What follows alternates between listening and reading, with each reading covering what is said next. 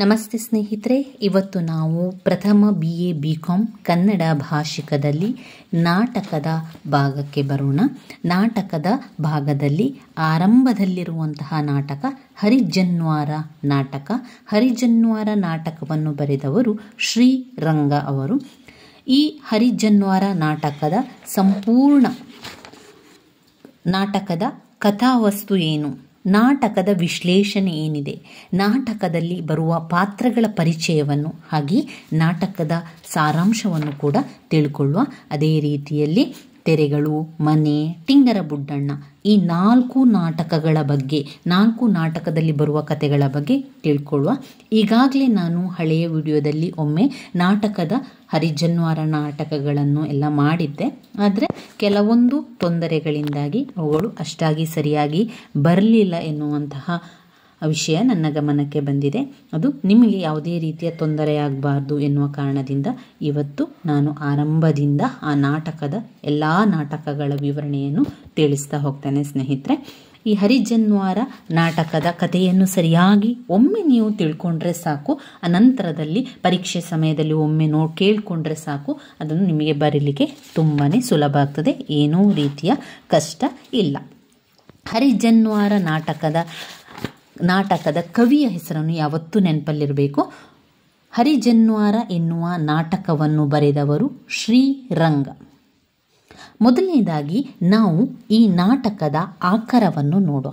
ನಾಟಕದ ಆಕಾರ ಅಂದರೆ ನಾಟಕದಲ್ಲಿರುವಂತಹ ವಿಚಾರಗಳಲ್ಲಿ ನಾವು ಏನೆಲ್ಲ ವಿಷಯಗಳು ಬರ್ತದೆ ಎನ್ನುವಂಥದ್ದನ್ನು ನಾವು ನೋಡುವಂಥದ್ದು. ಹರಿಜನರ ಉದ್ಧಾರ, ಈ ಒಂದು ನಾಟಕ ಸಂಪೂರ್ಣವಾಗಿ ಹರಿಜನರ ಉದ್ಧಾರ, ಅಸ್ಪೃಶ್ಯತಾ ನಿವಾರಣೆ, ವಿಧವಾ ವಿವಾಹದಂತಹ ಸಾಮಾಜಿಕ ಕಳಕಳಿ ಉಳ್ಳಂತಹ ನಾಟಕ. ಈ ಒಂದು ಹರಿಜನ್ವಾರ ಎನ್ನುವಂತಹ ನಾಟಕ ಯಾವುದರ ಬಗ್ಗೆ ಇದೆ ಅಂದರೆ ಅದು ಸಾಮಾಜಿಕ ಕಳಕಳಿಯನ್ನು ಹೊಂದಿರುವಂತಹ ನಾಟಕವಾಗಿದೆ. ಹರಿಜನರ ಉದ್ಧಾರ ಮಾಡುವಂಥದ್ದು, ಅಸ್ಪೃಶ್ಯತೆಯ ನಿವಾರಣೆ ಮಾಡುವಂಥದ್ದು, ವಿಧವಾ ವಿವಾಹದಂತಹ ವಿಷಯಗಳು ಈ ಹರಿಜನ್ವಾರ ನಾಟಕದಲ್ಲಿ ಬರ್ತದೆ. ಈ ಎಲ್ಲ ವಿಚಾರಗಳು ಪುಸ್ತಕದಲ್ಲಿ ಇರುವಂಥದ್ದನ್ನೇ ನಾನು ನಿಮಗೆ ವಿವರಣೆಯನ್ನು ಕೊಡ್ತಾ ಇರುವಂಥದ್ದು. ಇಲ್ಲಿ ಯಾವುದೇ ರೀತಿಯ ಸ್ವಂತ ವಿಷಯವನ್ನು ನಾನಿಲ್ಲಿ ಹಂಚಿಕೊಳ್ತಾ ಇಲ್ಲ. ಇಲ್ಲಿರುವಂಥದ್ದು ಪುಸ್ತಕದಲ್ಲಿ ಅವರು ಏನು ಕೊಟ್ಟಿದ್ದಾರೆ ಆ ವಿಚಾರವನ್ನೇ ನಿಮಗೆ ನಾನು ಹೇಳ್ತಾ ಇರುವಂಥದ್ದು. ಅವರು ಯಾವ ವಿವರಣೆಯನ್ನು, ವಿಶ್ಲೇಷಣೆಯನ್ನು ಕೊಟ್ಟಿದ್ದಾರೆ, ಅವರು ಯಾವ ಸಾರಾಂಶವನ್ನು ಕೊಟ್ಟಿದ್ದಾರೆ ಅದನ್ನೇ ನಾನು ನಿಮಗೆ ತಿಳಿಸಿ ಹೇಳುವಂಥದ್ದು ಅಷ್ಟೇ ಆಗಿರ್ತದೆ. ಸಂಪೂರ್ಣವಾಗಿ ಹರಿಜನ್ವಾರ ನಾಟಕ ಸಾಮಾಜಿಕ ಕಳಕಳಿಯನ್ನು ಹೊಂದಿರುವಂತಹ ನಾಟಕ ಎನ್ನುವಂಥದ್ದು ನಿಮ್ಮ ಮನಸ್ಸಲ್ಲಿ ಇರಬೇಕು. ಇದರೊಳಗೆ ಬರುವಂತಹ ವಿಚಾರಗಳು: 1, ಹರಿಜನರ ಉದ್ಧಾರವನ್ನು ಮಾಡುವಂಥದ್ದು; 2, ಅಸ್ಪೃಶ್ಯತೆಯನ್ನು ನಿವಾರಣೆಯನ್ನು ಮಾಡುವಂಥದ್ದು; 3, ವಿಧವೆಯರಿಗೆ ವಿವಾಹ ಆಗಬೇಕು, ವಿಧವೆಯರು ವಿವಾಹ ಆಗಬೇಕು ಎನ್ನುವಂತಹ ವಿಚಾರ ಈ ಒಂದು ನಾಟಕದಲ್ಲಿ ಇರುವಂಥದ್ದು ಎನ್ನುವಂಥದ್ದು ನಿಮಗೆ ಗೊತ್ತಿರಬೇಕು. ಇನ್ನು ನಾಟಕದ ವಿಶ್ಲೇಷಣೆಯನ್ನು ನೋಡ್ತಾ ಹೋಗುವ. ನಾಟಕದ ವಿಶ್ಲೇಷಣೆಯನ್ನು ನೋಡುವುದಕ್ಕಿಂತ ಮೊದಲು ನಾವು ನಾಟಕದಲ್ಲಿ ಯಾರೆಲ್ಲ ಪಾತ್ರಧಾರಿಗಳು ಬರ್ತಾರೆ, ನಾಟಕದಲ್ಲಿ ಯಾರಿಗೆಲ್ಲ ಪಾತ್ರ ಇದೆ ಎನ್ನುವಂಥದ್ದು ನಮಗೆ ಗೊತ್ತಿರಬೇಕು. ಯಾಕಂದರೆ ಒಂದು ಕತೆ ಅಥವಾ ಒಂದು ವಿಶ್ಲೇಷಣೆ, ಒಂದು ನಾಟಕದ ಬಗ್ಗೆ ತಿಳ್ಕೊಳ್ಬೇಕಾದ್ರೆ ಯಾವೆಲ್ಲ ಪಾರ್ಟ್ಗಳಿದೆ, ಯಾವುದೆಲ್ಲ ನಾಟಕದ ಯಾರ್ಯಾರು ಮಾಡ್ತಾರೆ ಎನ್ನುವಂಥದ್ದು ನಮಗೆ ಗೊತ್ತಿರಬೇಕು. ಒಂದು ವೇಳೆ ನಾವು ಕೂಡ ಈ ಒಂದು ನಾಟಕವನ್ನು ಮಾಡ್ತಾ ಇದ್ದೇವೆ ಅಂತಾದರೆ ಒಂದೊಂದು ಪಾತ್ರಗಳಿದೆ, ಯಾವ ಪಾತ್ರವನ್ನು ನೀವು ಆರಿಸ್ಕೊಳ್ತಾ ಇದ್ದೀರಿ ಅಂತ ನಮಗೆ ಗೊತ್ತಿರಬೇಕಲ್ವ. ಇಲ್ಲಿ ಬರುವಂತಹ ಪಾತ್ರಗಳ ಪರಿಚಯ: ದೊಡ್ಡರಾಯ, ವೇಣಕ್ಕ, ಶ್ಯಾಮ, 4 ವಸಂತ, 5 ಯಮುನಾ, 6 ತತ್ಯಾಚಾರಿ, 7 ಅಂತಪ್ಪ. ಒಟ್ಟು 7 ಪಾತ್ರಗಳು ಬರ್ತದೆ. ಮುಖ್ಯವಾಗಿ ಬರುವಂತಹ ಪಾತ್ರ ದೊಡ್ಡರಾಯ. ಅದಾದ ನಂತರ ಅವರ ಹೆಂಡತಿ ವೇಣಕ್ಕ, ದೊಡ್ಡರಾಯ ಮತ್ತು ವೇಣಕ್ಕರ ಮಗ ಶ್ಯಾಮ, ಶ್ಯಾಮನ ಗೆಳೆಯ ವಸಂತ, ಶ್ಯಾಮ ಪ್ರೀತಿಸುವಂತಹ ಹುಡುಗಿ ಯಮುನಾ. ಅದಾದ ಮೇಲೆ ದೊಡ್ಡರಾಯರ ರಾಜಕೀಯ ಸಹಾಯಕ ತತ್ಯಾಚಾರಿ, ಆಮೇಲೆ ಲೆಕ್ಕಗಳನ್ನೆಲ್ಲ ಬರೆದುಕೊಳ್ಳುವಂತಹ ಅಂತಪ್ಪ. ಇವಿಷ್ಟು ಪಾತ್ರಗಳು ನಮಗೆ ಈ ನಾಟಕದಲ್ಲಿ ಬರುವಂಥದ್ದು. ಮೊದಲು ಪಾತ್ರದ ಪರಿಚಯವನ್ನು ಮಾಡಿಕೊಳ್ಳುವ. ಅದಾದ ನಂತರ ಹರಿಜನ್ವಾರ ನಾಟಕದ ಸಾರಾಂಶ ಏನು ಅಂತ ತಿಳ್ಕೊಳ್ಳುವ. ಅದಾದ ನಂತರ ಅದರ ವಿಶ್ಲೇಷಣೆಯನ್ನು ಕೂಡ ಮಾಡ್ತಾ ಹೋಗುವ. ದೊಡ್ಡರಾಯ ಅಂದರೆ ಯಾರು? ಈ ಹರಿಜನ್ವಾರ ನಾಟಕದಲ್ಲಿ ಮುಖ್ಯವಾಗಿರುವಂತಹ ಪಾತ್ರ ದೊಡ್ಡರಾಯರು. ಈ ಒಂದು ಪಾತ್ರ ಅವರು ಒಬ್ಬರು ರಾಜಕೀಯದಲ್ಲಿ ಆಸಕ್ತಿಯನ್ನು ಹೊಂದಿರುವಂಥವರಾಗಿದ್ದರು. ಯಾರು? ದೊಡ್ಡರಾಯರು. ಅನೇಕ ಬಾರಿ ಮುನ್ಸಿಪಾಲಿಟಿಯಲ್ಲಿ ಸದಸ್ಯರಾಗಿ ಗೆದ್ದು ಬಂದಿದ್ದವರು. ಅವರು ಮತ್ತೆ ಮತ್ತೆ ಚುನಾವಣೆಗೆ ನಿಲ್ತಾ ಇದ್ದರು. ಹಾಗೆ ಪ್ರೆಸಿಡೆಂಟ್ ಆಗುವ ಆಸಕ್ತಿ ಕೂಡ ಅವರಿಗಿತ್ತು. ಮುಂದೆ ಕೌನ್ಸಿಲ್ ಮೆಂಬರ್ ಆಗುವ ಮೂಲಕ ಮಂತ್ರಿಯಾಗಬೇಕೆಂಬ ಆಸೆಯನ್ನು ಹೊಂದಿದ್ದವರು. ದೊಡ್ಡರಾಯರು ರಾಜಕೀಯ ವ್ಯಕ್ತಿ, ರಾಜಕೀಯದಲ್ಲಿದ್ದವರು, ರಾಜಕೀಯದಲ್ಲಿ ತುಂಬಾ ಆಸಕ್ತಿ ಇರುವಂಥವರು. ಆದರೆ ಅವರು ಈಗ ಸದ್ಯದಲ್ಲಿ ಮುನ್ಸಿಪಾಲಿಟಿ ಸದಸ್ಯರಾಗಿ ಆಯ್ಕೆಯಾಗಿ ಬಂದಿದ್ದಾರೆ. ಅವರಿಗೆ ಮುಂದೆ ಮುಂದೆ ಹೋಗಿ ಈ ಒಂದು ರಾಜಕೀಯದಲ್ಲಿ ಮುಂದಿನ ಒಂದು ಸ್ಥಾನಕ್ಕೆ ಹೋಗಿ ಮಂತ್ರಿಯಾಗಬೇಕು ಎನ್ನುವಂಥ ಒಂದು ಆಸೆ ಕೂಡ ಇದೆಯಂತೆ. ಯಾರಿಗೆ? ದೊಡ್ಡರಾಯರಿಗೆ. ಆದ್ದರಿಂದ ರಾಜಕೀಯದಲ್ಲಿರುವ ಕಾರಣ ಅವರಿಗೆ ಒಂದು ನಾನು ಎಲ್ಲದರಲ್ಲೂ ಕೂಡ ಗೆದ್ದು ಬರಬೇಕು ಎನ್ನುವಂಥ ಆಸೆಯಿಂದ ಪ್ರತಿಯೊಬ್ಬ ಜನರನ್ನು ಕೂಡ ಅವರು ಸಮಾನವಾಗಿ ನೋಡ್ತಾ ಇದ್ರು. ಆದರೆ ಹೊರಗಿನ ಒಂದು ನಾಟಕ ಅಂತ ಹೇಳ್ಬೋದು. ಅವರ ಒಳ ಮನಸ್ಸಲ್ಲಿ ಆ ರೀತಿ ಇಲ್ಲದಿದ್ದರೂ ಕೂಡ ರಾಜಕೀಯಕ್ಕೋಸ್ಕರ, ರಾಜಕೀಯದಲ್ಲಿ ಅವರು ಗೆಲ್ಲಬೇಕು ಎನ್ನುವ ಒಂದು ಕಾರಣದಿಂದ ತೋರ್ಪಡಿಕೆ ಪ್ರೀತಿಯನ್ನು ಮಾಡ್ತಾಯಿದ್ರು. ಈ ಬಾರಿ ಚುನಾವಣೆಯಲ್ಲಿ ಗೆಲ್ಲಲೇಬೇಕೆಂಬ ಉದ್ದೇಶದಿಂದ ಎಲ್ಲ ವರ್ಗದ ಜನರ ವಿಶ್ವಾಸ ಗಳಿಸುವ ಸಲುವಾಗಿ ಅವರೇನು ಮಾಡ್ತಾಯಿದ್ರು ಅಂದರೆ, ಬೇರೆ ಬೇರೆಯವರ ಸಂದರ್ಭದಲ್ಲಿ ಅವರಂತೆ ಎಲ್ಲರ ಮನೆಗೂ ಕೂಡ ಹೋಗಿ ಅವರ ವಿಶ್ವಾಸವನ್ನು ಗಳಿಸ್ತಾ ಇದ್ರು. ಇನ್ನು ಬಿಟ್ಟಿ ಕೆಲಸದವಳಾಗಿ ಯಮುನಾಳನ್ನು ಮನೆಯಲ್ಲಿ ಇಟ್ಟುಕೊಂಡಿದ್ದರೂ ಅಸಹಾಯಕ ಮಹಿಳೆಗೆ ಆಶ್ರಯ ನೀಡಿರುವುದಾಗಿ ಬಿಂಬಿಸ್ತಾ ಇದ್ರು. ಯಮುನಾ ಎನ್ನುವಂತಹ ಹುಡುಗಿಯನ್ನು, ಮಹಿಳೆಯನ್ನು ಮನೆಗೆ ಕರೆದುಕೊಂಡು ಬಂದು ಅಡಿಗೆ ಕೆಲಸಕ್ಕೆ ನೀನು ಮಾಡು ಅಂತ ಹೇಳಿ ಅವಳನ್ನು ಇರಿಸಿಕೊಂಡಿದ್ರು. ಆದರೆ ತೋರ್ಪಡಿಕೆಯಾಗಿ ನಾನು ಅಸಹಾಯಕ ಮಹಿಳೆಗೆ ಆಶ್ರಯವನ್ನು ನೀಡಿದ್ದೇನೆ ಎಂದು ಅದನ್ನು ಹೊರ ಜಗತ್ತಿಗೆ ತೋರಿಸ್ತಾ ಇದ್ರು. ಹರಿಜನರ ಮೇಲೆ ನಿಜವಾದ ಪ್ರೀತಿ ಇಲ್ಲದಿದ್ದರೂ ಹೊಲೆಯರ ಹುಡುಗನಿಗೆ ಉತ್ಸಾಹ ಬರಲಿ ಎಂಬ ಕಾರಣಕ್ಕೆ ಅವರನ್ನು ಗುಡಿ ಪ್ರವೇಶ ಮಾಡಿಸುವ ಮಾತನಾಡ್ತಾ ಇದ್ರು. ಅವರ ಮನೆಗಳಿಗೆಲ್ಲ ಹೋಗಿ ರಾಜಕೀಯದ ಬಗ್ಗೆ ಮಾತುಗಳನ್ನಾಡಿ ಅವರ ಜೊತೆಗೆ ಪ್ರೀತಿಯಿಂದ ಇರ್ತಾ ಇದ್ರು. ವೈದಿಕರನ್ನು ಮೆಚ್ಚಿಸಲು ಸನಾತ ವೈದಿಕ ಧರ್ಮ, ಹರಿಜನರನ್ನು ಮೆಚ್ಚಿಸಲು ಹರಿಜನರ ಸಭೆ, ಈ ರೀತಿಯಾಗಿ ಎಲ್ಲ ಒಂದು ಜನರನ್ನು ಆಕರ್ಷಣೆಯನ್ನು ಮಾಡಲಿಕ್ಕೆ ಅವರವರಿಗೆ ಪ್ರಿಯವಾಗಿರುವಂತಹ ವಿಚಾರಗಳನ್ನೇ ಮಾಡ್ತಾಯಿದ್ರು. ಸಭೆ ಸಮಾರಂಭಗಳು, ಆಚರಣೆಗಳನ್ನೆಲ್ಲ ಮಾಡ್ತಾಯಿದ್ರು. ಕೊನೆಯದಾಗಿ ಏನಾಗ್ತದೆ ದೊಡ್ಡರಾಯರಿಗೆ ಅಂದರೆ, ಅವರ ಎಲ್ಲ ಯೋಚನೆಗಳು ಅವರ ಹೆಂಡತಿ ವೇಣಕ್ಕ ಮತ್ತು ಮಗ ಶ್ಯಾಮರ ಪೆಟ್ಟುಗಳಿಂದ ತಲೆಗೆಳಗಾಗ್ತದೆ. ಆದ್ದರಿಂದ ದೊಡ್ಡರಾಯರು ಕುಟುಂಬ ಮತ್ತು ಸಾಮಾಜಿಕ ಜೀವನಗಳೆರಡರಲ್ಲೂ ಕೂಡ ಪ್ರಾಮಾಣಿಕತೆ ಮತ್ತು ನೈತಿಕತೆ ಉಳಿಸಿಕೊಳ್ಳದೆ ಆಷಾಢಭೂತಿಗಳಾಗಿ ಕಂಡುಬರ್ತಾರೆ. ಈ ಹರಿಜನ್ವಾರ ನಾಟಕದಲ್ಲಿ ದೊಡ್ಡರಾಯರ ಪಾತ್ರ ಮುಖ್ಯವಾಗಿರುವಂಥದ್ದು. ಅವರು ರಾಜಕೀಯದಲ್ಲಿದ್ದಾರೆ, ಅವರಿಗೆ ಮಂತ್ರಿ ಆಗಬೇಕು ಎನ್ನುವಂಥ ಆಸೆಯಿಂದ ಅವರೇನು ಮಾಡ್ತಾರೆ, ಎಲ್ಲ ಜನರಲ್ಲೂ ಕೂಡ ಎಲ್ಲ ವರ್ಗದ ಜನರಲ್ಲೂ ಕೂಡ ಹೋಗಿ ವಿಶ್ವಾಸವನ್ನು ಗಳಿಸಿಕೊಳ್ತಾರೆ.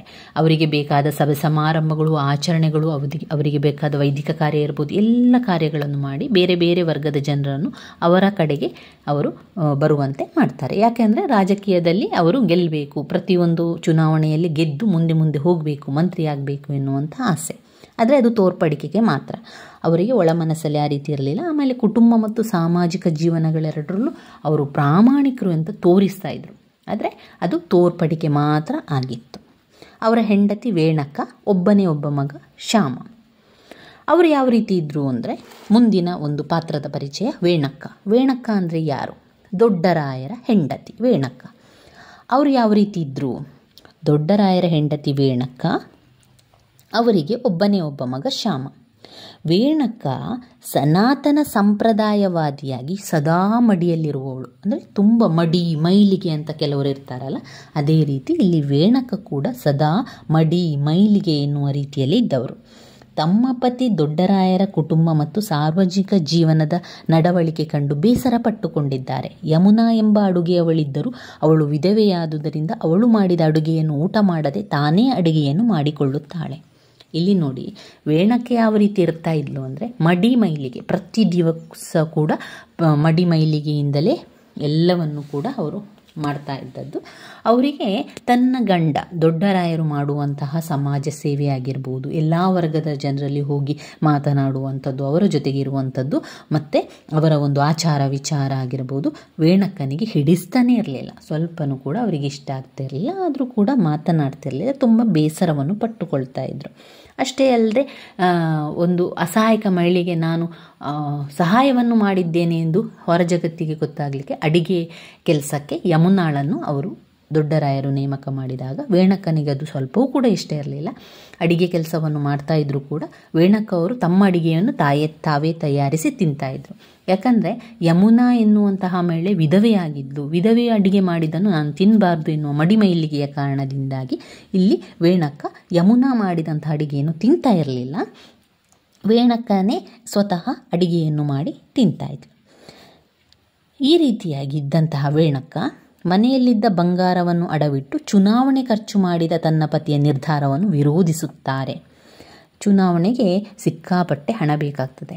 ಇಲ್ಲಿ ದೊಡ್ಡರಾಯ ಏನು ಮಾಡ್ತಾರೆ, ತಮ್ಮ ಹೆಂಡತಿಯ ವೇಣಕ್ಕನ ಚಿನ್ನವನ್ನೆಲ್ಲ ಅಡವಿಟ್ಟು ಆ ಬಂದ ಹಣದಿಂದ ಚುನಾವಣೆಗೆ ಎಲ್ಲವನ್ನು ಕೆಲಸ ಮಾಡುವಂಥದ್ದು ವೇಣಕ್ಕನಿಗೆ ಸ್ವಲ್ಪ ಕೂಡ ಇಷ್ಟ ಇರೋದಿಲ್ಲ.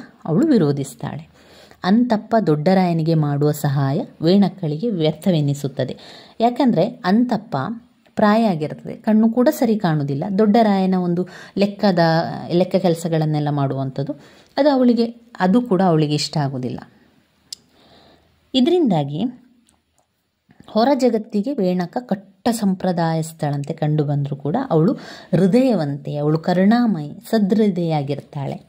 ವೈದಿಕರ ವಿರೋಧಕ್ಕೆ ಹೆದರಿದ ದೊಡ್ಡರಾಯರು ಯಮುನಾಳನ್ನು ಮನೆಗೆ ಹೊರ ಕಳುಹಿಸಲು ಪ್ರಯತ್ನಿಸಿದಾಗ ಅವಳನ್ನು ಮನೆಯಲ್ಲಿ ಉಳಿಸಿಕೊಳ್ಳುವ ಸದೃದಯತೆ ಮೆರೆಯುತ್ತಾಳೆ. ಅವಳು ಯಾರು, ದೊಡ್ಡರಾಯನ ಹೆಂಡತಿ ವೇಣಕ್ಕ ಸಂಪ್ರದಾಯ ಮಡಿಮೈಲಿಗೆ ಇದ್ದರೂ ಕೂಡ ಅವಳು ಹೃದಯದಲ್ಲಿ ಒಳ್ಳೆಯವಳು, ಹೃದಯವಂತೆ, ಅವಳು ಸದೃದಯಿ. ವಿಧವೆ ಯಮುನಾಳನ್ನು ಕೊನೆಯದಾಗಿ ಮನೆಯಿಂದ ಹೊರ ಹಾಕ್ತೇನೆ ಅಂತ ದೊಡ್ಡರಾಯ ಹೇಳಿದಾಗ ಇಲ್ಲ, ಬೇಡ, ಅವಳಿಗೆ ಯಾರೂ ಇಲ್ಲ, ದಿಕ್ಕಿಲ್ಲ, ಪರಿಚಯ ಇಲ್ಲ ಅಂತ ಇರುವಾಗ ಅವಳನ್ನು ಕಳಿಸುವುದು ಬೇಡ ಎಂದು ಹೇಳುವುದರ ಮೂಲಕ ಒಂದು ಹೃದಯವಂತೆಯನ್ನು ತೋರಿಸ್ತಾಳೆ. ಏನಾಗ್ತದೆ ಅಂದರೆ ಅಲ್ಲಿ ಒಂದು ಮಗು, ಹೊಲೆಯರ ಮಗು ಒಂದು ಗಟಾರದಲ್ಲಿ ಬಿದ್ದಿರುವುದನ್ನು ಕಂಡು ರಕ್ಷಿಸಲು ಯಾರೂ ಕೂಡ ಹೋಗುವುದಿಲ್ಲ. ಮಡಿ ಮೈಲಿಗೆಯನ್ನು ಲೆಕ್ಕಿಸದೆ ವೇಣಕ್ಕ ಹೋಗಿ ಆ ಮಗುವನ್ನು ಆ ಗಟಾರದಿಂದ ಮೇಲಕ್ಕೆ ಎತ್ತಿ ಆ ಮಗುವಿನ ಜೀವವನ್ನು ಉಳಿಸುವಂತಹ ಹೃದಯವಂತೆ ಅವಳು. ವೇಣಕ್ಕ ಮಡಿ ಮೈಲಿಗೆ ಎಷ್ಟು ಕೂಡ ಮಾಡಿದರೂ ಆ ಮಗು ಬಿದ್ದಿದೆ, ಆ ಮಗು ಯಾವ ವರ್ಗ ಅಂತ ನೋಡದೆ ಅವಳು ಯಾರು ಕೂಡ ರಕ್ಷಿಸಲಿಕ್ಕೆ ಹೋಗುವುದಿಲ್ಲ. ಆದರೆ ವೇಣಕ್ಕ ತನ್ನ ಮಡಿ ಮೈಲಿಗೆಯನ್ನೆಲ್ಲ ಬದಿಗಿಟ್ಟು ಆ ಮಗುವನ್ನು ರಕ್ಷಿಸ್ತಾಳೆ. ಇದು ಈ ಒಂದು ಮಾನವೀಯ ಗುಣ ಅವಳಲ್ಲಿರ್ತದೆ, ಸದೃದಯಿ, ಅವಳೊಂದು ಹೃದಯವಂತೆ ಆಗಿರ್ತಾಳೆ. ಅದು ದೊಡ್ಡರಾಯನಿಗೆ ಇಷ್ಟ ಆಗಿರೋದಿಲ್ಲ, ಅಥವಾ ದೊಡ್ಡರಾಯನ ಜೀವನದ ಒಂದು ಚುನಾವಣೆಗೆ ಅದು ಯಾವುದು. ಆದ್ದರಿಂದ ಹರಿಜನ್ವಾರದ ಉಳಿದ ವ್ಯಕ್ತಿಗಳು ಹುಸಿ ಭ್ರಾಮಕ ಲೋಕದಲ್ಲಿದ್ದರೆ ವೇಣಕ್ಕ ಮಾತ್ರ ಬದುಕಿನ ವಾಸ್ತವಗಳಿಗೆ ತೆರೆದುಕೊಳ್ಳುತ್ತಾ ಮಾನವೀಯತೆಯಿಂದ ಸ್ಪಂದಿಸ್ತಾ ಜನರ ಮನಸ್ಸನ್ನು ಗೆಲ್ಲುತ್ತಾಳೆ. ಇಲ್ಲಿ ವೇಣಕ್ಕ ಮಡಿ ಮೈಲಿಗೆಯಂತೆ ಇದ್ದರೂ ಕೂಡ ಒಳ ಮನಸ್ಸಿನಿಂದ ಅಥವಾ ಮನಸ್ಸು ತುಂಬ ಹೃದಯವಂತೆ, ಅವಳು ಸದೃದಯಿ ಮತ್ತು ಮಾನವೀಯತೆ ಗುಣ ಇದೆ ಅವಳಿಗೆ. ಆದ್ದರಿಂದ ಅವಳು ಜನರ ಮನಸ್ಸನ್ನು ಗೆಲ್ತಾಳೆ. ಇದಾದ ನಂತರ ಶ್ಯಾಮನ ಪರಿಚಯ. ಶ್ಯಾಮ ಯಾರು? ದೊಡ್ಡರಾಯನ ಮಗ. ದೊಡ್ಡರಾಯ ಮತ್ತು ವೇಣಕ್ಕನ ಮಗ ಶ್ಯಾಮ.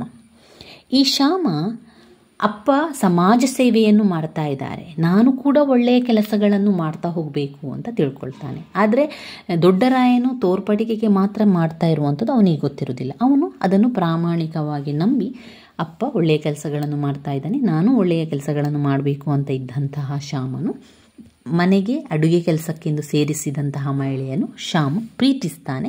ಹಾಗೆ ಆ ವಿಧವೆಯನ್ನು ಪ್ರೀತಿಸಿ ವಿಧವೆಗೆ ಬಾಳನ್ನು ಕೊಡ್ತೇನೆ ಅಂತ ಮುಂದೆ ಹೋಗ್ತಾನೆ, ಮದುವೆ ಕೂಡ ಆಗ್ತಾನೆ. ದೊಡ್ಡರಾಯ ಮತ್ತು ವೇಣಕ್ಕರ ಮಗ ಶ್ಯಾಮ. ತಂದೆಯ ಸಾಮಾಜಿಕ ಕ್ರಾಂತಿಯಲ್ಲಿ ಅಪಾರ ಭರವಸೆಯನ್ನಿಟ್ಟುಕೊಂಡಿದ್ದಂಥ ಹುಡುಗ ಜನರ ಉದ್ಧಾರ ಮಾಡಬೇಕು, ಹರಿಜನರ ಸೇವೆಯನ್ನು ಮಾಡಬೇಕು ಎನ್ನುವ ಸಹಾಯಹಸ್ತವನ್ನು ನೀಡಬೇಕು ಎನ್ನುವಂತಹ ಒಂದು ನಿರ್ಧಾರದಲ್ಲಿ ಅವನಿರ್ತಾನೆ. ಯಮುನಾಳ ವಿಧವೆಯನ್ನು ಪ್ರೀತಿಸಿ ಪುನರ್ವಿವಾಹ ಮಾಡಿಕೊಂಡು ತಂದೆಯ ಹೋರಾಟಕ್ಕೆ ಬೆಂಬಲವನ್ನು ನೀಡ್ತೇನೆ ಎನ್ನುವಂಥ ನಿರ್ಧಾರವನ್ನು ಮಾಡ್ತಾನೆ. ಅದಕ್ಕೆ ಶ್ಯಾಮನ ಗೆಳೆಯನಾದಂಥ ವಸಂತ ಕೂಡ ಒಂದು ನಾನಿದ್ದೇನೆ ನಿನ್ನ ಜೊತೆಗೆ ಎನ್ನುವಂಥ ಧೈರ್ಯವನ್ನು ಕೂಡ ಕೊಡ್ತಾನೆ. ಈತ ದೀಪದ ಬೆಳಕಿಲ್ಲದೆ ಕತ್ತಲಲ್ಲಿಯೇ ಒಬ್ಬನೇ ಮಲಗಲು ಹೆದರುವ ಪುಕಲ. ಆದರೆ ನಾಟಕದ ಕೊನೆಗೆ ವಿಧವೆಯ ಯಮುನಾಳನ್ನು ಕೈ ಹಿಡಿದು ಏನೇ ಆದರೂ ತಾನು ಯಮುನಾಳನ್ನೇ ಮದುವೆಯಾಗುವುದಾಗಿ ಘೋಷಿಸ್ತಾನೆ. ಆದರೆ ಶ್ಯಾಮ ಧೈರ್ಯವಂತ ಅಲ್ಲ, ಪುಕ್ಲ ಅಂತೆ. ಅವನಿಗೆ ಹೆದರಿಕೆ, ಕತ್ತಲೆಯಲ್ಲಿ ಕೂಡ ಮಲಗ್ತಾ ಇರಲಿಲ್ಲಂತೆ, ಅಷ್ಟು ಕೂಡ ಹೆದರು ಪುಕ್ಕಲಾಗಿದ್ದ. ಆದರೆ ಕೊನೆಯದಾಗಿ ಈ ನಾಟಕದ ಕೊನೆಯಲ್ಲಿ ಏನಾಗ್ತದೆ, ವಿಧವೆಯಾದಂತಹ ಯಮುನಾಳನ್ನು ನಾನು ಮದುವೆಯಾಗ್ತೇನೆ ಅಂತ ಘೋಷಿಸ್ತಾನೆ. ಅಷ್ಟೊಂದು ಧೈರ್ಯ ಅವನಿಗೆ ಬರ್ತದೆ. ಇನ್ನು ವಸಂತ ಎನ್ನುವ ಪರಿಚಯ. ವಸಂತ ಎನ್ನುವ ಪರಿಚಯ ಅಂದರೆ ಇಲ್ಲಿ ಶ್ಯಾಮನ ಗೆಳೆಯ, ಸ್ನೇಹಿತ. ಅವನು ಕೂಡ ಒಳ್ಳೆಯ ಹುಡುಗ, ತುಂಟತನ, ಜಾಣ್ಮೆ ಎಲ್ಲ ವಿಚಾರಗಳಿಂದ ಎಲ್ಲರನ್ನೂ ಆಕರ್ಷಿಸುವಂಥ ಹುಡುಗನಾಗಿದ್ದ. ಅವನು ಸಾಮಾಜಿಕ ವ್ಯವಸ್ಥೆ ಬದಲಾಗಿ ಅನ್ಯಾಯ, ಶೋಷಣೆಗೆ ಒಳಗಾದವರ ಉದ್ಧಾರವಾಗಬೇಕೆಂದು ಕಳಕಳಿಯನ್ನು ಕೂಡ ಹೊಂದಿದ್ದ. ಅವನು ಕೂಡ ಶ್ಯಾಮನಂತೆ ಒಳ್ಳೆಯ ಹುಡುಗ ಆಗಿದ್ದ. ಸಮಾಜಕ್ಕೆ ಒಳ್ಳೆಯ ಕೆಲಸಗಳನ್ನು ಮಾಡಬೇಕು, ಸಮಾಜದಲ್ಲಿ ಕಷ್ಟ, ನೋವು, ಶೋಷಣೆಗೊಳಗಾಗಿದ್ದವರಿಗೆ ಸಹಾಯ ಮಾಡಬೇಕು ಎನ್ನುವಂಥ ಕಳವಳಿಯನ್ನು ಹೊಂದಿದ್ದಂಥವನು ವಸಂತ. ಇನ್ನು ಯಮುನಾ ಅಂದರೆ ಈಗಾಗಲೇ ನಿಮಗೆ ಗೊತ್ತಿರುವಂತೆ ವಿಧವೆ. ಅವಳು ಯಾರು ಕೂಡ ಹಿಂದು ಮುಂದು ಇಲ್ಲದಂಥ ವಿಧವೆಯಾಗಿದ್ಲು.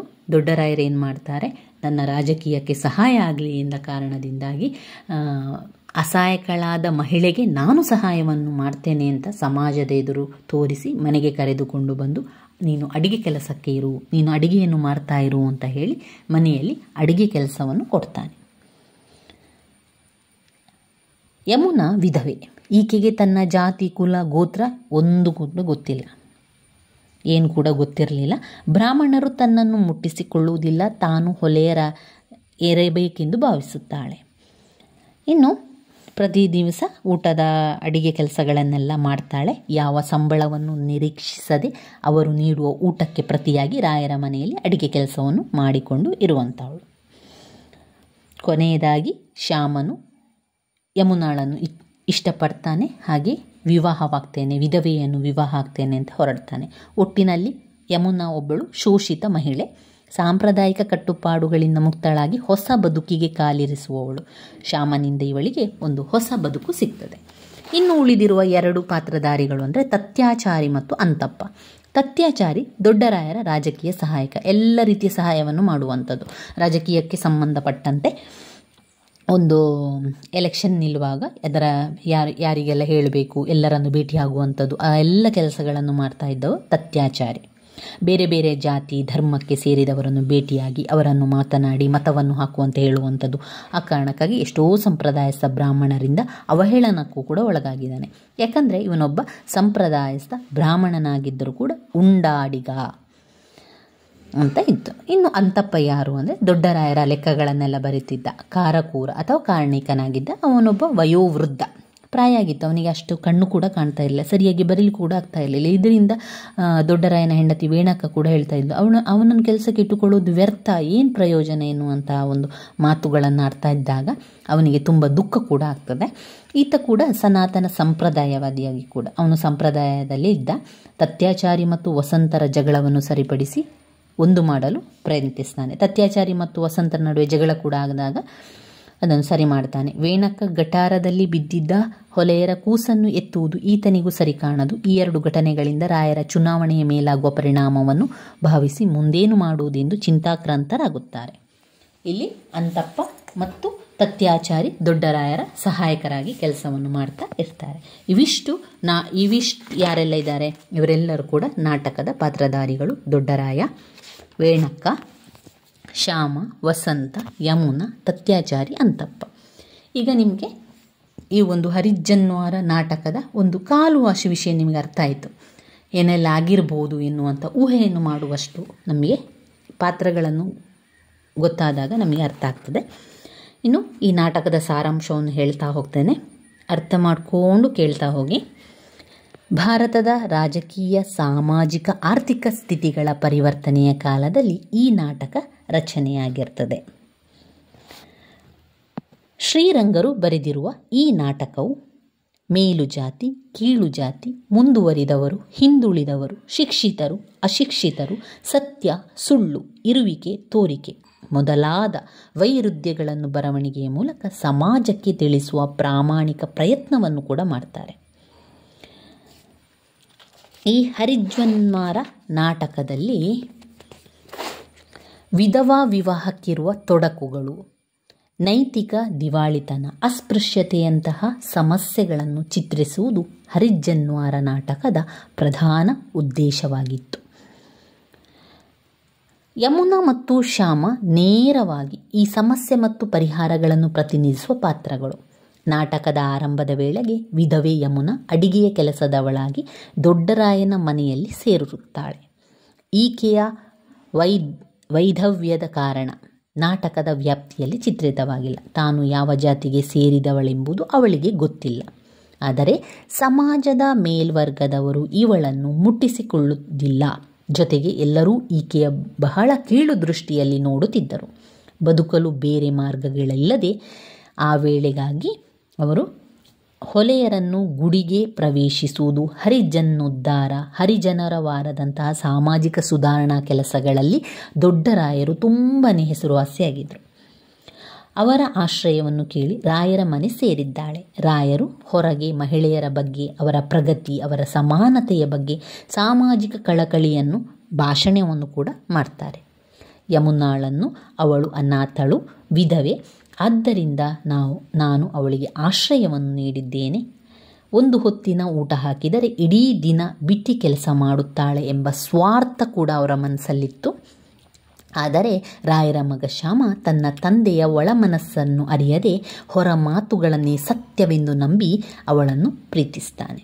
ವಸಂತ ಸಾಮಾಜಿಕ ನಾಟಕಗಳಿಂದ ಪ್ರಭಾವಿತನಾದ ಶ್ಯಾಮ ಯಮುನಾಳನ್ನು ಯಾವುದೇ ಜಾತಿಯವಳಾಗಿದ್ದರೂ ಕೂಡ ವಿಧವೆ ಎಂಬ ಕಾರಣಕ್ಕೆ ಆಕೆಯನ್ನು ಮದುವೆಯಾಗುವ ಮೂಲಕ ತಂದೆಯ ಸಾಮಾಜಿಕ ಸುಧಾರಣೆಗೆ ಕೈ ಜೋಡಿಸಬೇಕೆಂಬ ತೀರ್ಮಾನಕ್ಕೆ ಬರುತ್ತಾನೆ. ಇವಾಗ ನಿಮಗೆ ಗೊತ್ತಾಯಿತು, ಇಲ್ಲಿ ದೊಡ್ಡರಾಯರು ತಮ್ಮ ರಾಜಕೀಯ ಕಾರಣದಿಂದಾಗಿ ಹೊರ ಜಗತ್ತಿಗೆ ಕಾಣುವ ರೀತಿಯಲ್ಲಿ ಎಲ್ಲರಿಗೆ ಸಹಾಯ ಮಾಡಬೇಕು, ಮಹಿಳೆಯರಿಗೆ ಸಹಾಯ ಮಾಡಬೇಕು, ಅವರಿಗೆ ಸಹಾಯ ಮಾಡಬೇಕು ಎನ್ನುವ ಕಾರಣದಿಂದಾಗಿ ಇಲ್ಲಿ ಒಬ್ಬಳು ವಿಧವೆ ಇರ್ತಾಳೆ. ಅವಳಿಗೆ ಸಹಾಯ ಮಾಡುವಂತಹ ಒಂದು ಹೊರ ಜಗತ್ತಿಗೆ ಕಾಣಲಿಕ್ಕೆ ಅವಳನ್ನು ತನ್ನ ಮನೆಯಲ್ಲಿ ಅಡಿಗೆ ಕೆಲಸಕ್ಕಾಗಿ ಇಡುವಂಥದ್ದು. ಆದರೆ ಅವನ ಒಳ ಮನಸ್ಸಲ್ಲಿ ಏನಿತ್ತು, ದೊಡ್ಡರಾಯರ ಒಳ ಮನಸ್ಸಲ್ಲಿ ಏನಿತ್ತು ಅಂದರೆ ಅಡಿಗೆ ಕೆಲಸವನ್ನು ಮಾಡಿಕೊಂಡಿದ್ದರೆ ಬಿಟ್ಟಿಯಾಗಿ ಒಬ್ಬಳು ಕೆಲಸದವಳು ಸಿಗ್ತಾಳೆ ಎನ್ನುವ ಕಾರಣ ಅವರಿಗಿತ್ತು. ಆದರೆ ಶ್ಯಾಮ ಮಗನಿಗೆ ಆ ಒಂದು ವಿಷಯ ಗೊತ್ತಿರೋದಿಲ್ಲ. ಅವನು ಹೊರಗಿನ ಜಗತ್ತಿನಲ್ಲಿ ತಂದೆ ಸಾಮಾಜಿಕ ಕಳಕಳಿಯನ್ನು ಹೊಂದಿದ್ದಾರೆ ಎನ್ನುವಂಥ ಪ್ರಾಮಾಣಿಕವಾಗಿ ನಂಬ್ತಾನೆ. ಶ್ಯಾಮ ಮತ್ತು ಅವನ ಗೆಳೆಯ ವಸಂತ ಕೂಡ ಈ ಒಂದು ಪ್ರಾಮಾಣಿಕತೆಯಿಂದ ಅವರು ಒಳ್ಳೆಯ ಕೆಲಸಗಳನ್ನು ಮಾಡುವಂಥದ್ದು, ಸಾಮಾಜಿಕ ಕಳಕಳಿಯನ್ನು ಹೊಂದಿರ್ತಾರೆ. ಹೊರ ಜಗತ್ತಿನಲ್ಲಿ ತುಂಬ ಜನರಿಗೆ ಸಹಾಯನೆಲ್ಲ ಮಾಡ್ತಾ ಇರ್ತಾರೆ. ಶ್ಯಾಮ ಮನೆಗೆ ಬಂದಂತಹ ಮಹಿಳೆ ಅಂದರೆ ಯಮುನಾಳನ್ನು ಪ್ರೀತಿಸಿ ನಾನು ಆಗುತ್ತೇನೆ ಎಂದು ಘೋಷಿಸ್ತಾನೆ. ಕೊನೆಯದಾಗಿ ಇಲ್ಲಿ ಶ್ಯಾಮನಿಗೆ ತುಂಬ ಅವನು ಹೆದರು ಪುಕ್ಕಲ, ಆದರೆ ಯಮುನಾಳನ್ನು ಮದುವೆಯಾಗುತ್ತೇನೆಂದು ಧೈರ್ಯದಿಂದ ಹೇಳುತ್ತಾನೆ. ಇದಕ್ಕೆ ಸಹಾಯವನ್ನು ಮಾಡುವಂಥದ್ದು ಶ್ಯಾಮನ ಗೆಳೆಯ ವಸಂತ.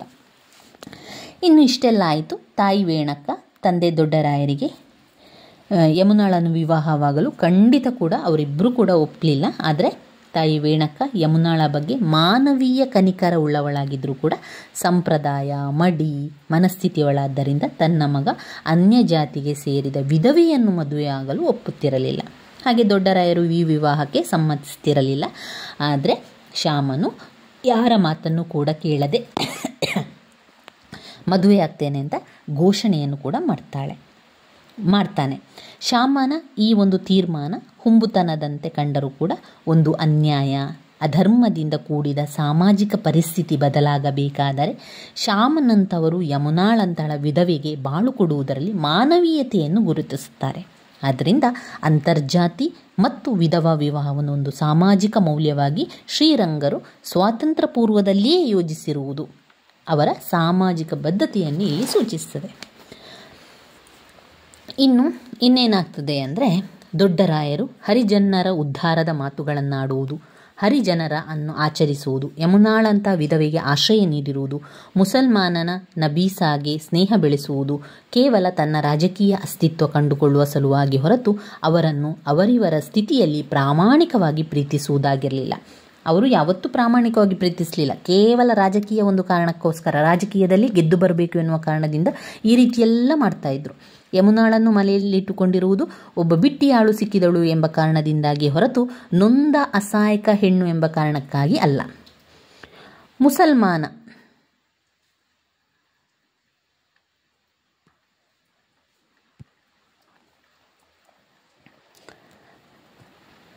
ಇನ್ನು ಮುಸಲ್ಮಾನರ ಓಟಿನ ಮೇಲೆ ಕಣ್ಣೆತ್ತಿರುವ ದೊಡ್ಡರಾಯರು ನಬಿ ಸಾಬನ್ನು ಕೇವಲ ಔಪಚಾರಿಕವಾಗಿ ಪಾರ್ಟಿಗೆ ಆಹ್ವಾನಿಸುತ್ತಾರೆಯೇ ಹೊರತು ಪ್ರೀತಿಪೂರ್ವಕವಾಗಿ ಅಲ್ಲ. ಹಿಂದೂ ಧರ್ಮಾಚರಣೆಗಳ ಬಗ್ಗೆ ಪ್ರಾಮಾಣಿಕ ಶ್ರದ್ಧೆ ಇಲ್ಲದಿದ್ದರೂ ಕೂಡ ನಬಿ ಸಾಬರ ಜೊತೆ ಚಾ ಕುಡಿಯಲು ಹಿಂದೇಟು ಹಾಕುತ್ತಾರೆ. ಸುಳ್ಳು ಪ್ರೀತಿ ವಿಶ್ವಾಸಗಳಿಂದ ಅವನನ್ನು ಆಧರಿಸುತ್ತಾರೆ. ಇಂತಹ ಸಂದರ್ಭಗಳಲ್ಲಿ ದೊಡ್ಡರಾಯರ ನೈತಿಕತೆಯೇ ಪ್ರಶ್ನಾರ್ಹವಾಗುತ್ತದೆ. ಇಬ್ಬಗೆ ದ್ವಂದ್ವಗಳು ಕೂಡ ಅಸ್ಪೃಶ್ಯತೆ ಇನ್ನೊಂದು ಮುಖವನ್ನು ದರ್ಶಿಸುತ್ತದೆ. ಈ ರೀತಿಯಾದಂತಹ ಸಂದರ್ಭದಲ್ಲಿ ಇಷ್ಟೆಲ್ಲ ಆದ ಮತ್ತೆ ಏನಾಯಿತು ಅಂದರೆ, ಇಲ್ಲಿ ಯಮುನಾಳ ಬಗ್ಗೆ ಎಷ್ಟೇ ಕನಿಕರ ಇಟ್ಟುಕೊಂಡಿದ್ದರೂ ಅವಳ ಕೈಯ ಅಡುಗೆಯನ್ನು ಊಟ ಮಾಡದೆ ತಾನೇ ಮಡಿಯುಟ್ಟು ಮಾಡುವ ಅಡುಗೆಯನ್ನು ಮಾತ್ರ ಊಟ ಮಾಡ್ತಾಯಿದ್ರು. ಯಾರು? ದೊಡ್ಡರಾಯರ ಹೆಂಡತಿ ವೇಣಕ್ಕ. ಈಕೆಯು ಅಸ್ಪೃಶ್ಯತೆ ಆಚರಣೆಯ ಒಂದು ಭಾಗವಾಗಿ ಕಾಣುತ್ತಾಳೆ. ನಾಟಕದ ಅಂತ್ಯದ ಹೊತ್ತಿಗೆ ಹೊಲೆಯರ ಮಗುವೊಂದು ಗಟಾರದಲ್ಲಿ ಬಿದ್ದಿರುವುದನ್ನು ಕಂಡ ನಬೀಸಾಬಿಯಾಗಲಿ, ತಿಳಿದ ದೊಡ್ಡರಾಯ ಆಗಲಿ, ತತ್ಯಾಚಾರಿಯಾಗಲಿ, ಅಂತಪ್ಪರಾಗಲಿ ಯಾರೂ ಕೂಡ ಮಗುವನ್ನು ರಕ್ಷಿಸಲು ಮುಂದಾಗದಿರುವುದಕ್ಕೆ ಕಾರಣ ಆ ಮಗು ಅಸ್ಪೃಶ್ಯ ಎಂಬ ಒಂದೇ ಒಂದು ಕಾರಣದಿಂದ. ಇಂತಹ ವಿಷಯ ಸ್ಥಿತಿಯಲ್ಲಿ ವೇಣಕ್ಕ ಮಾತ್ರ ಯಾರ ಮಾತಿಗೂ ಕಿವಿಗೊಡದೆ ಗಟಾರದಿಂದ ಹೊಲೆಯರ ಕೂಸನ್ನು ಮೇಲೆತ್ತಿ ರಕ್ಷಿಸುತ್ತಾಳೆ. ಹೊರನೋಟಕ್ಕೆ ಮಡಿವಂತಿಕೆಯ ಸನಾತನಿ ಹೆಂಗಸಂತೆ ತೋರಿಬಂದರೂ ಕೂಡ ಅವಳ ಅಂತರಂಗದಲ್ಲಿ ಮನುಷ್ಯತ್ವ ಇದೆ. ಮನುಷ್ಯತ್ವ ದೊಡ್ಡ ಪ್ರಮಾಣದಲ್ಲಿ ನೆಲೆಸಿರುವುದನ್ನು ಈ ಒಂದು ಸನ್ನಿವೇಶದಲ್ಲಿ ನಮಗೆ ಕಾಣುವಂಥದ್ದು. ಈ ಸನ್ನಿವೇಶ ಹೃದಯಂಗಮವಾಗಿ ಪ್ರತಿಬಿಂಬಿಸುತ್ತದೆ. ಆದ್ದರಿಂದ ಅಸ್ಪೃಶ್ಯತೆಯ ವ್ಯಕ್ತಿಯ ಕೇವಲ ಬಾಹ್ಯಾಚರಣೆಗಳಿಂದ ನಿವಾರಣೆಯಾಗುವುದಿಲ್ಲ. ವ್ಯಕ್ತಿಯ ಅಂತರಂಗದ ಬದಲಾವಣೆ ಮತ್ತು ಪ್ರಾಮಾಣಿಕ ಮಾನವೀಯ ಗುಣಗಳಿಂದ ಮಾತ್ರ ಸಾಧ್ಯ ಎಂಬ ನಿತ್ಯ ಸತ್ಯವನ್ನು ನಾಟಕ ದರ್ಶಿಸುತ್ತದೆ. ಆದರೆ ಯಮುನಾ ಮಾಡಿದ ಅಡುಗೆಯನ್ನು ಊಟ ಮಾಡದ ನಬಿ ಸಾಬರಿಗೆ ತನ್ನ ಕೈಯಾರ ಚಾ ಕೊಡದ ವೇಣಕ್ಕ, ಗಟಾರದಲ್ಲಿ ಬಿದ್ದಿರುವ ಹೊಲೆಯರ ಕೂಸನ್ನು ಎತ್ತುವ ಒಂದು ಮಾನವೀಯತೆ ಮುಂದಾಗುತ್ತದೆಯೇ ಹೊರತು ಅಸ್ಪೃಶ್ಯತೆ ನಿವಾರಣೆ ವೇಣಕ್ಕಳಲ್ಲಿ ಅಲ್ಲ. ಅದು ಸಾಮಾಜಿಕ ಬದ್ಧತೆಯಾಗಿ ಪ್ರಶ್ನಾರ್ಹವಾಗಿ ಉಳಿತದೆ. ಈ ಸಂದರ್ಭದಲ್ಲಿ ಸಾಮಾಜಿಕ ಬದ್ಧತೆಗಿಂತ ಕಷ್ಟದಲ್ಲಿರುವ ಒಂದು ಕೂಸು ತನಗೆ ತಿಳಿದ ಮಟ್ಟಿಗೆ ರಕ್ಷಿಸುವುದೇ ದೊಡ್ಡ ಸಾರ್ಥಕತೆ ಎಂಬಂತೆ ಚಿತ್ರಿಸಿರುವುದು ತುಂಬನೇ ಒಂದು ಸಮಂಜಸವಾಗಿ ತೋರುತ್ತದೆ. ಇಷ್ಟೆಲ್ಲ ಆದ ನಂತರ ನೈತಿಕತೆ ಯಾವುದೇ ಕಾಲ ದೇಶದ ಸುಸಂಸ್ಕೃತ ಮನುಷ್ಯನ ಮುಖ್ಯ ಗುಣ. ವ್ಯಕ್ತಿ ತನ್ನ ಆತ್ಮಸಾಕ್ಷಿಗೆ ತಕ್ಕಂತೆ ಬದುಕುವುದೇ ನೈತಿಕ ಜೀವನ. ನಮ್ಮ ಆತ್ಮಸಾಕ್ಷಿಗೆ ತಕ್ಕಂತೆ ಬದುಕಬೇಕು.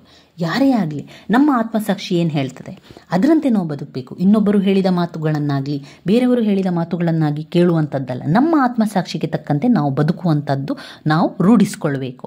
ಹರಿಜನ್ವಾರ ನಾಟಕದಲ್ಲಿ ದೊಡ್ಡರಾಯರು ನೈತಿಕ ದಿವಾಳಿತನಕ್ಕೆ ಒಂದು ಉತ್ತಮ ಉದಾಹರಣೆ ಆಗ್ತಾರೆ.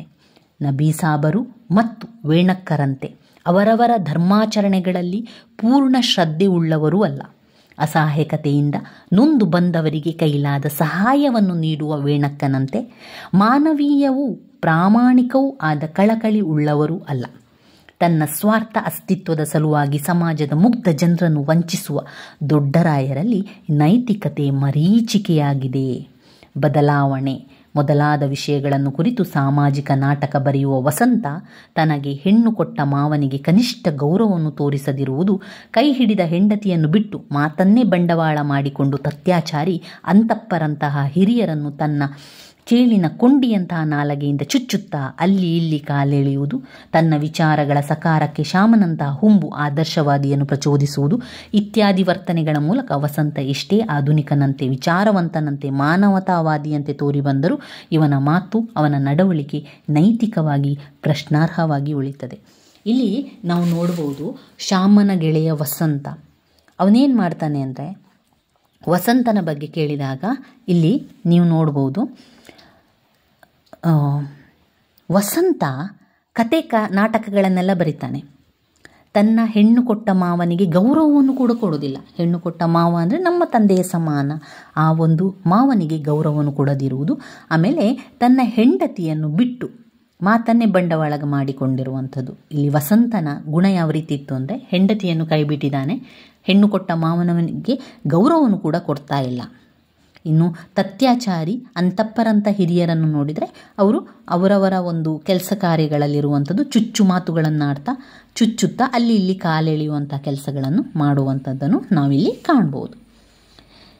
ಇನ್ನು ರಾಜಕೀಯ ಬೇಳೆ ಬೇಯಿಸುವುದಕ್ಕಾಗಿ ನಮ್ಮ ಕೆಲಸವನ್ನು ಮಾಡುವಂಥದ್ದು. ಅದರಲ್ಲಿ ಮುಖ್ಯವಾಗಿ ತನ್ನ ರಾಜಕೀಯ ಬೇಳೆ ಬೇಯಿಸಿಕೊಳ್ಳಲು ಅನ್ಯ ಧರ್ಮೀಯನಾದ ನಬೀಸಾಬಾನಲ್ಲಿ ಸೋದರತ್ವ ಕಾಣುವುದು. ಒಂದು ಕಡೆ ಹರಿಜನರ ಆಚರಿಸಲು ಕರೆಕೊಟ್ಟು ಇನ್ನೊಂದು ಕಡೆ ವೈದಿಕ ಸನಾತನಿಗಳನ್ನು ಸಂತೃಪ್ತಪಡಿಸಲು ಸನಾತನ ವೈದಿಕ ಧರ್ಮದ ಸಭೆ ನಡೆಸುವುದು, ಹರಿಜನರ ಆಚರಿಸಲು ಉದ್ದೇಶಿಸುವುದು, ಅಸ್ಪೃಶ್ಯತೆ ನಿವಾರಣೆಗಾಗಿಯಾಗಲಿ ಹರಿಜನರನ್ನು ಉದ್ಧಾರ ಮಾಡುವುದಾಗಲಿ ಆಗಿರದೆ ಹೊಲೆಯರ ಚಿತ್ತವನ್ನು ಗುಡಿಯತ್ತ ತಿರುಗಿಸಿ ತನ್ನ ಸಾಮಾಜಿಕ ರಾಜಕೀಯ ಸ್ಥಾನಮಾನಗಳನ್ನು ಕಾಪಾಡಿಕೊಳ್ಳಬೇಕು ಎಂಬುವಂಥದ್ದೇ ಈ ಹರಿಜನ್ವಾರ ನಾಟಕ.